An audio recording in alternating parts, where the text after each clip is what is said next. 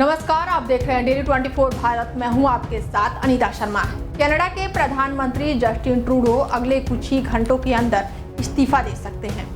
Canada के प्रधानमंत्री पद से जस्टिन ट्रूडो को हटाने के लिए तैयारियां पूरी हो चुकी है।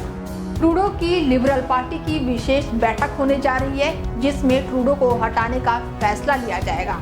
कहा जा रहा है कि इस मीटिंग से पहले ही ट्रूडो खुद ही गद्दी से हटने का ऐलान कर देंगे ताकि उनकी इज्जत बच जाए।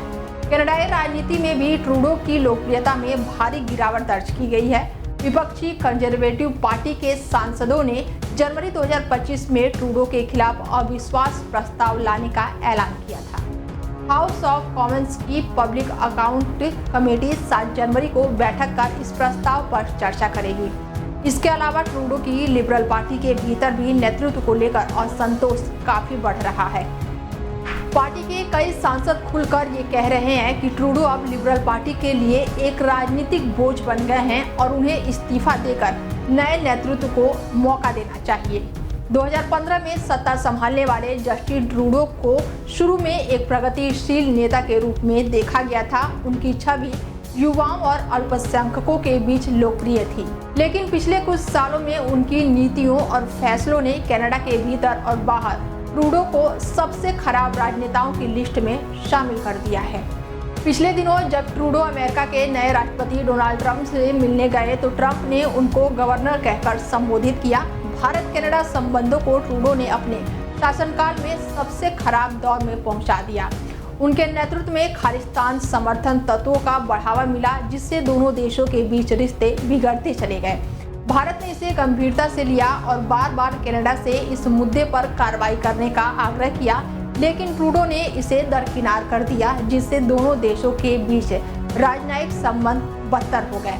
ट्रूडो ने 2013 में लिबरल नेता का पद संभाला था, जब पार्टी गहरे संकट में थी और पहली बार हाउस ऑफ कॉमन्स में तीसरे स्थान पर आ गई थी। मीडिया रिपोर्ट में दावा किया जा रहा है कि ट्रूडो ने वित्त मंत्री से चर्चा की है।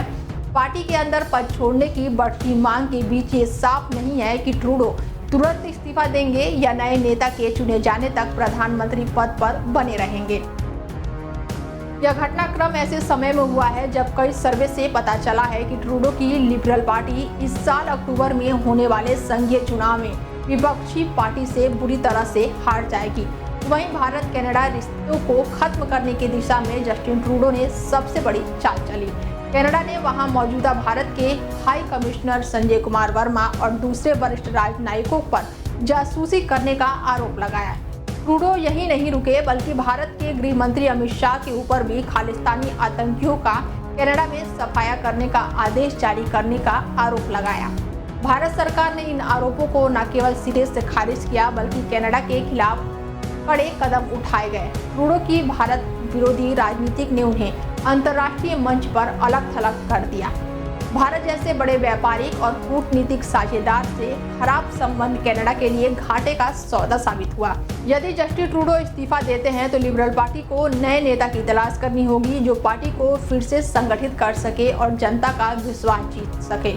वहीं विपक्षी पार्टी के पास आगामी चुनाव में अपनी स्थिति मजबूत करने का मौका होगा। कनाडा की राजनीतिक स्थिति बेहद दिलचस्प होती जा रही है और जस्टिन ट्रूडो का इस्तीफा इस दिशा में एक नया मोड़ ला सकता है। फिलहाल इस खास पेशकश में मेरे साथ इतना ही। देश दुनिया की तमाम बड़ी खबरों के लिए देखते रहिए डेली 24 भारत। नमस्कार।